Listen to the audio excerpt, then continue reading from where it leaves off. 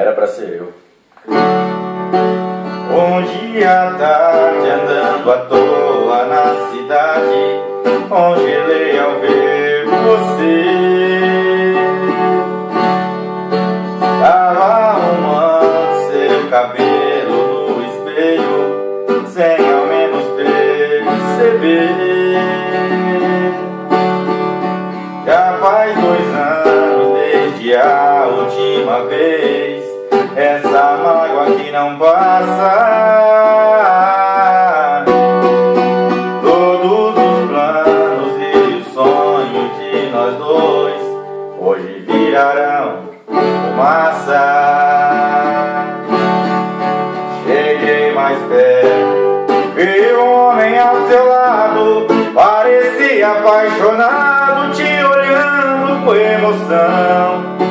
E uma criança te chamando de mamãe, com a chupeta na mão.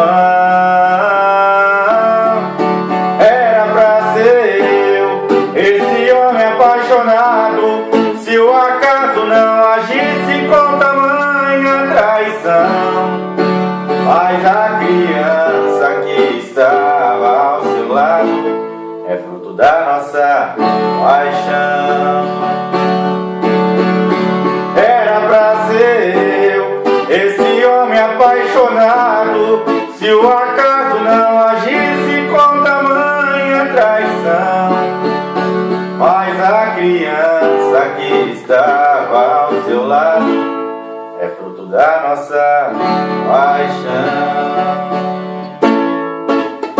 Paixão.